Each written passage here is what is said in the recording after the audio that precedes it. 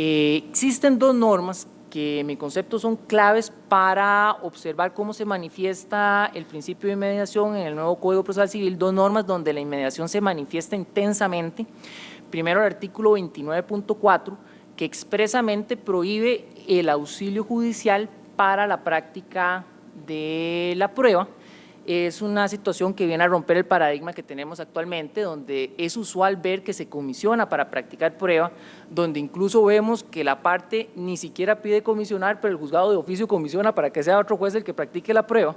y al final de cuentas lo que se hace en sentencia es una valoración de pruebas practicadas por diferentes jueces, cuyas actas tiene el juez para el dictado de la sentencia, con el sistema de escritura que hasta el día de hoy no se está rigiendo. Y también otro artículo que es clave en cuanto al tema de la inmediación en el nuevo Código Procesal Civil es el artículo 60.1. La norma nos dice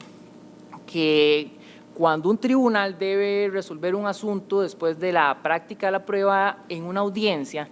deberán comparecer o concurrir con la deliberación, votación, redacción y posterior validación de la resolución aquellas personas integrantes que participaron de la audiencia, aunque hayan dejado de ejercer sus funciones por traslado, ascenso, vencimiento del nombramiento, jubilación o renuncia. Entonces son situaciones, pensemos, donde una persona ya no ejerce la función jurisdiccional, ni siquiera tiene una relación de servicio con el Poder Judicial porque renunció o se jubiló. Y a pesar de que ya no trabaja para el Poder Judicial, se le exige que termine con ese proceso a través del posterior dictado de la sentencia. Es decir, no se pretende sacrificar la tutela judicial efectiva, porque si no tendríamos que repetir la audiencia con todos los costos y los sacrificios que eso implica para las partes, y se le privilegia a la Administración de Justicia y a esa persona que ya no es juez, se le dispone en la norma, 60.1, que tiene que resolver. Norma que está pensada, como les digo, para garantizar primero la inmediación y segundo que el proceso pueda terminar de forma ordinaria, es decir, con el dictado de la sentencia. Ahora, el principio de inmediación no es un principio absoluto. Pueden darse situaciones donde más bien la inmediación pueda constituirse como un obstáculo para la tutela judicial efectiva o el acceso a la justicia. Y aquí hablamos de tres excepciones, de las cuales yo creo que ya se ha comentado un poco, que la práctica de prueba en el extranjero, que se regula como norma general para la práctica de la prueba en el artículo 41.4.5 y tiene norma especial para la prueba testimonial en el artículo 43.1, la prueba trasladada en el artículo 41.4.9 y la prueba anticipada en el artículo 49, del cual nos hablaba el expositor anterior. ¿Y por qué digo que son excepciones al principio de inmediación? Porque puede ser que para una prueba que viene trasladada de un proceso anterior, o como sucede mucho en materia contenciosa administrativa o laboral, que es incluso prueba practicada por una autoridad administrativa, quien practica la prueba es una persona totalmente diferente al tribunal que va a dictar la sentencia. Pero en estas situaciones la normativa autoriza que se haga llegar esa prueba al proceso, pensando en el acceso a la justicia y la tutela judicial efectiva, y entonces cede el principio de inmediación para los efectos de que se pueda obtener esa prueba. Claro que, por ejemplo, en el tema de la prueba en el extranjero, tenemos la ventaja del uso de la videoconferencia y si logramos aprovechar esta herramienta tecnológica, entonces no habría ni siquiera que hablar de una ruptura del principio de inmediación, porque la videoconferencia nos permitiría tener acceso a la prueba. En otras situaciones, eventualmente comisionamos a un cónsul y el cónsul sí practica la prueba y él es el que dirige la audiencia y ahí podría haber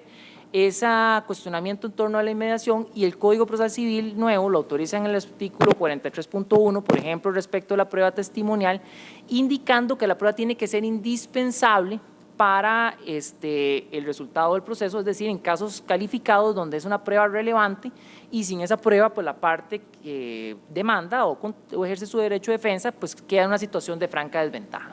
Aquí tomar en cuenta sobre el tema del uso de la videoconferencia, que existen dos convenios internacionales ratificados por Costa Rica que nos facilita el uso de esta herramienta tecnológica. Me refiero al Convenio Iberoamericano sobre el uso de la videoconferencia en la cooperación internacional entre los sistemas de justicia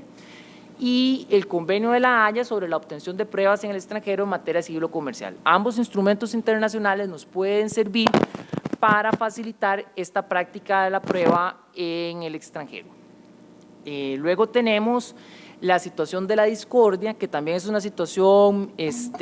interesante que se regula en el nuevo Código Procesal Civil a la luz de un sistema de oralidad en el que predomina el principio de inmediación. Me explico. Vamos a tener discordia normalmente cuando un tribunal colegiado no logra alcanzar mayoría respecto de un punto que debe resolver,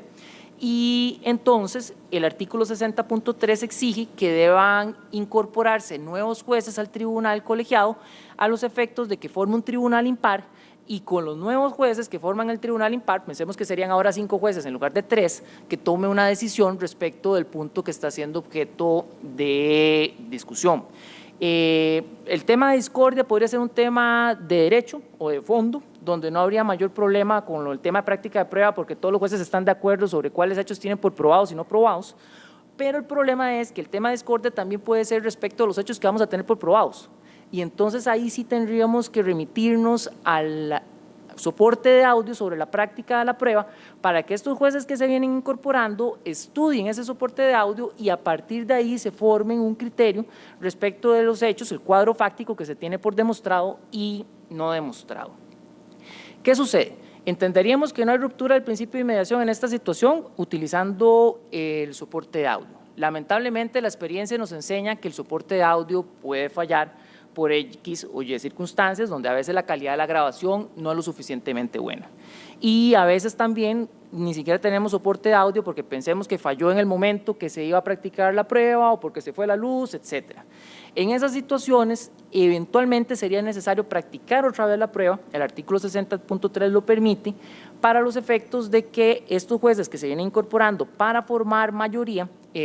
tengan elementos de juicio para la toma de su decisión. Igual podría suceder que el soporte de audio funcione perfectamente y que el problema sea más bien que los jueces que se vienen incorporando requieran hacerle alguna pregunta al testigo, por ejemplo, para efectos de aclarar un punto que no tienen, del cual tienen duda. Entonces, esta situación de la discordia, como les digo, tiene una relación directa con el principio de inmediación, y tomar en cuenta que incluso para la situación de imposibilidad de algún juez o jueza que no pueda comparecer a votar, que está regulada en el artículo 60.1,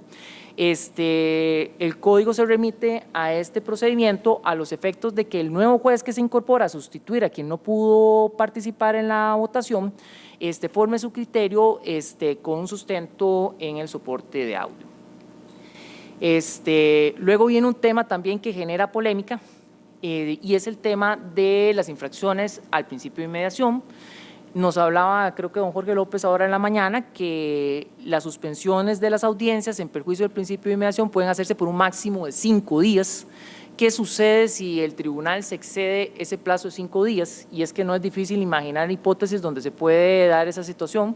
Pensemos en una situación que se preguntaba en la mañana, ya se practicó la prueba de declaración de parte, estamos examinando a un perito, estamos concluyendo, estamos examinando a un perito y resulta que se le ordena una ampliación o se ordena un nuevo peritaje que está autorizado en el artículo 44.4 para efectos de objetar ese peritaje que en el momento se está examinando. Esta situación podría generar que la audiencia se tenga que suspender por más de 5 días. O pensemos que ya se practicó prueba y surge una iniciativa entre las partes para conciliar, y para los efectos de conciliar necesitan suspender el proceso incluso hasta por 3 meses, que está autorizado en el artículo 51.2. En esa hipótesis también podría haber una suspensión superior a los 5 días en perjuicio del principio de inmediación,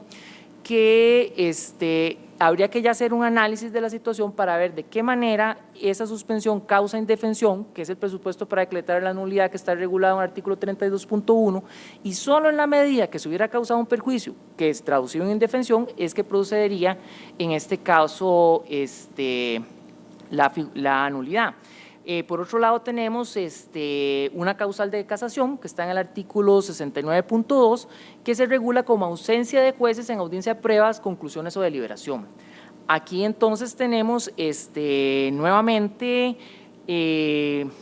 el principio de inmediación protegido, también creo que un principio de identidad física del juzgador, en el entendido de que si no son los jueces que practicaron la prueba aquellos que dictan la sentencia, habrá una causal de casación por la forma, que a su vez también daría lugar, por ejemplo, a una nulidad alegada concomitantemente con recurso de apelación, porque si el hecho es lo suficientemente grave para justificar una casación por la forma, igualmente justificaría una nulidad vía apelación.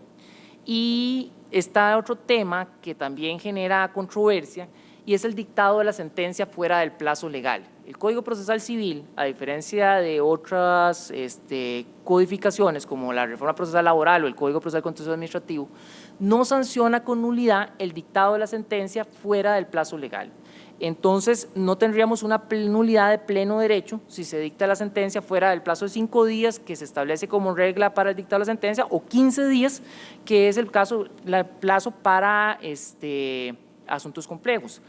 No obstante, podrían haber situaciones en que exista un atraso excesivo y que a su vez la parte, al momento de impugnar la sentencia, exponga y demuestre que se le ha causado un perjuicio, y ateniéndonos a la normativa general sobre la actividad procesal defectuosa, podría pensarse en una posible nulidad, aunque como les comento, la regla es que no va a haber nulidad por el hecho de que se dé el atraso, qué sé yo, que se dictó la sentencia el día 6 o el día 7, aunque en alguna medida pudiese haberse sacrificado el principio de inmediación. Reitero, habría que ver en qué manera es que se ocasiona el perjuicio y a partir de ahí determinar si hay nulidad o no.